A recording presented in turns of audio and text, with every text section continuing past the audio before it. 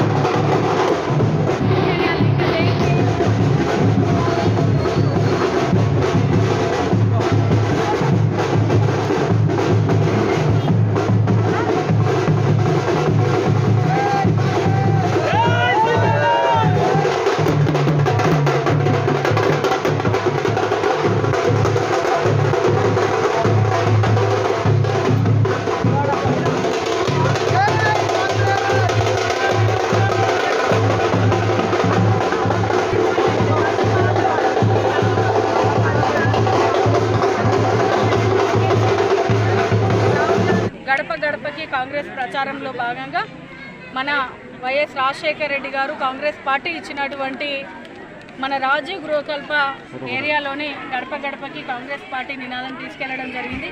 మరి డాక్టర్ గడ్డం రంజిత్ రెడ్డి అన్న ఈరోజు ఎంపీగా బరిలో ఉన్నాడు కాబట్టి మన రాష్ట్రంలో కాంగ్రెస్ పార్టీ ఉంది, దేశంలో కాంగ్రెస్ పార్టీని తీసుకురావాలి, రాహుల్ గాంధీ గారిని ప్రధానమంత్రి చేయాలనే ఏకైక లక్ష్యంతో ఈరోజు పనిచేయడం జరుగుతుంది.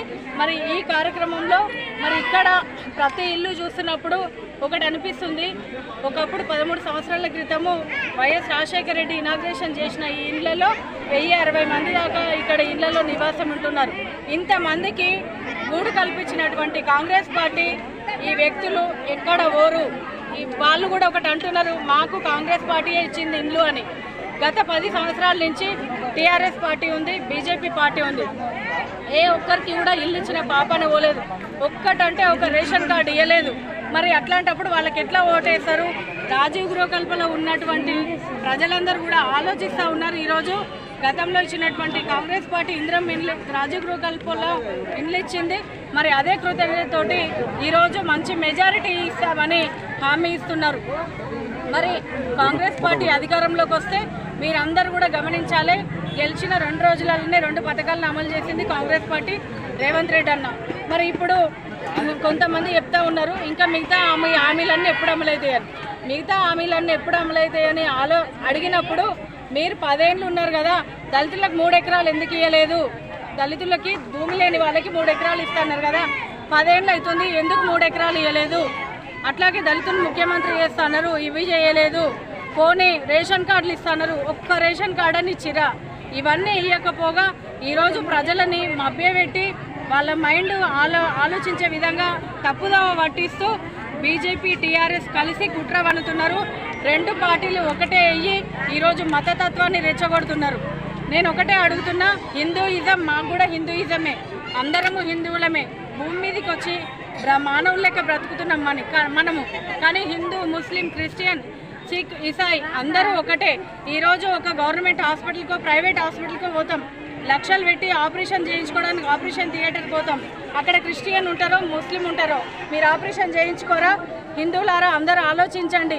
ప్రతి ఒక్కరికి ఈ సమాజంలో బ్రతికే హక్కు ఉంది, ప్రతి ఒక్కరికి ఈ సమాజంలో తిరిగే అవకాశం ఉంది. ప్రతి ఒక్కరు కూడా ఆలోచించాలి.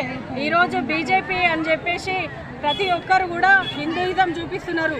మరి అన్ని వర్గాల వాళ్ళు, అన్ని వర్గాల మతాల వాళ్ళు కలిసి ఉంటేనే ఈ దేశం, భారతదేశం అంటేనే భిన్నత్వం ఉన్నటువంటి దేశం. అదొకటి ఆలోచించాలని మరి గడప గడప కాంగ్రెస్ ప్రోగ్రామ్ సక్సెస్ చేసినందుకు ప్రతి ఒక్కరికి కూడా పేరు పేరున నమస్కారాలు తెలియజేస్తూ జై కాంగ్రెస్, జై కాంగ్రెస్. మహేశ్వరం నియోజకవర్గం బడంగ్పేట్ మున్సిపల్ కార్పొరేషన్ పరిధిలో 24వ డివిజన్ రాజీవ్ గురుకల్ప.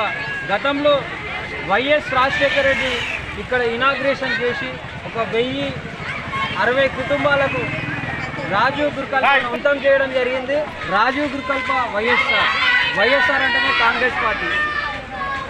ఈరోజు రాష్ట్రంలో కాంగ్రెస్ పార్టీ అధికారంలోకి వచ్చింది. రేవంత్ రెడ్డి గారు ముఖ్యమంత్రి ఉన్నారు. 6 గ్యారెంటీల్లో 5 గ్యారెంటీలు అమలు జరిగినాయి. ఎలక్షన్ కోడ్ ఉంది కాబట్టి ఒక 200 యూనిట్ 500 సిలిండర్ కాలేదు. ఇది కోడ్ ఎలక్షన్ కోడ్ అయిపోగానే